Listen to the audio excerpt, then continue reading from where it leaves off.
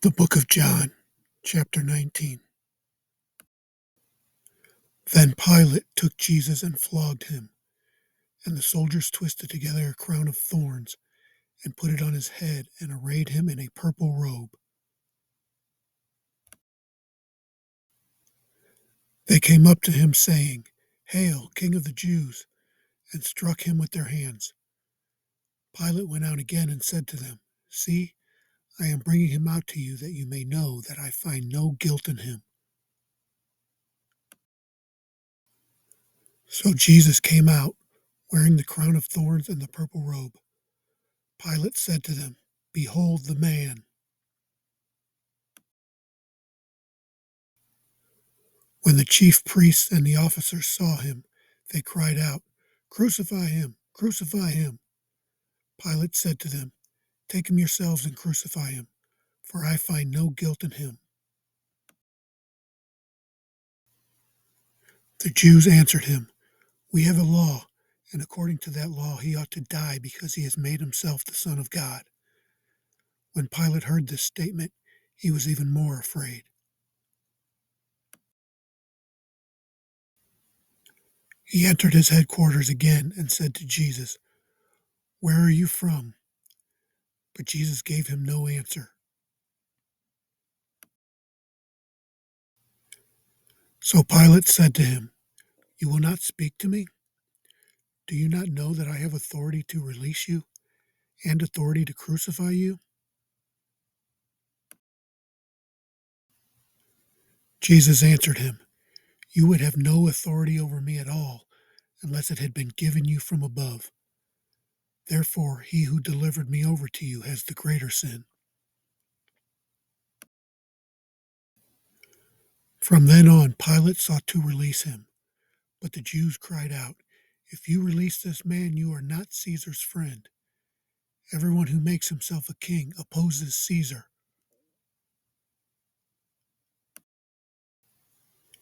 So when Pilate heard these words, he brought Jesus out and sat down on the judgment seat at a place called the Stone Pavement, and in Aramaic, Gabbatha. Now it was the day of preparation of the Passover. It was about the 6th hour. He said to the Jews, "Behold your king." They cried out, "Away with him! Away with him! Crucify him!" Pilate said to them, "Shall I crucify your king?" The chief priests answered, "We have no king but Caesar." So he delivered him over to them to be crucified.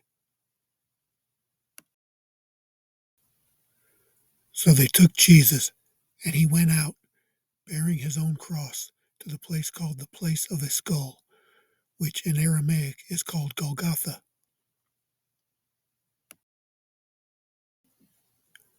There they crucified him, and with him 2 others, one on either side, and Jesus between them. Pilate also wrote an inscription and put it on the cross. It read, "Jesus of Nazareth, the King of the Jews."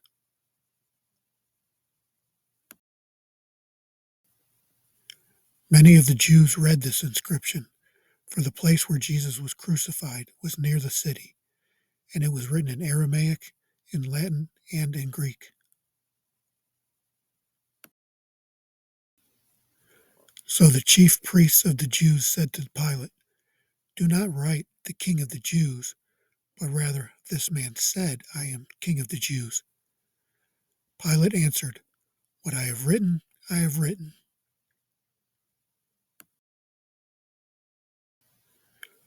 When the soldiers had crucified Jesus, they took his garments and divided them into 4 parts, one part for each soldier, also his tunic. But the tunic was seamless, woven in one piece from top to bottom.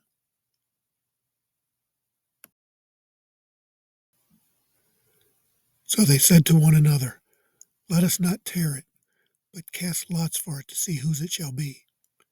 This was to fulfill the scripture which says, "They divided my garments among them, and for my clothing they cast lots."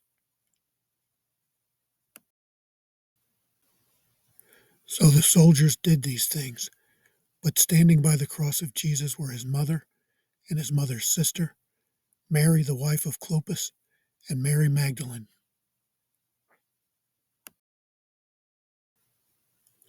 When Jesus saw his mother and the disciple whom he loved standing nearby, he said to his mother, "Woman, behold your son."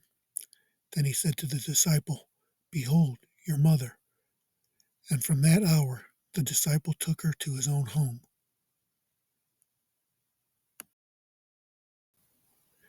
After this, Jesus, knowing that all was now finished, said, to fulfill the scripture, "I thirst."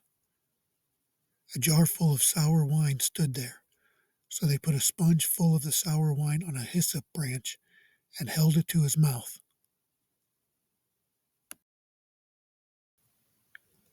When Jesus had received the sour wine, he said, "It is finished." And he bowed his head and gave up his spirit.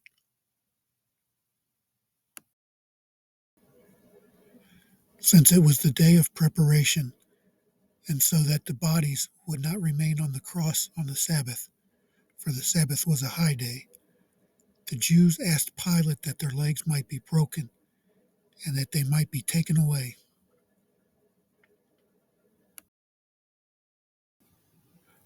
So the soldiers came and broke the legs of the first and of the other who had been crucified with him. But when they came to Jesus and saw that he was already dead, they did not break his legs.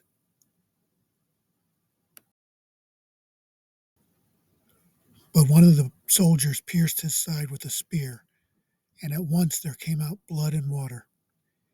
He who saw it has borne witness.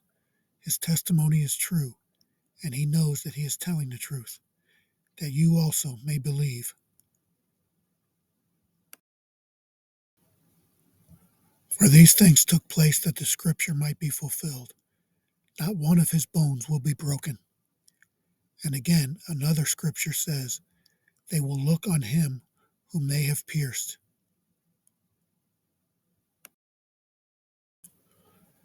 After these things, Joseph of Arimathea, who was a disciple of Jesus, but secretly for fear of the Jews, asked Pilate that he might take away the body of Jesus.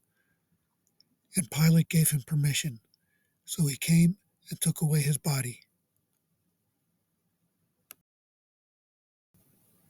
Nicodemus also, who earlier had come to Jesus by night, came bringing a mixture of myrrh and aloes, about 75 pounds in weight.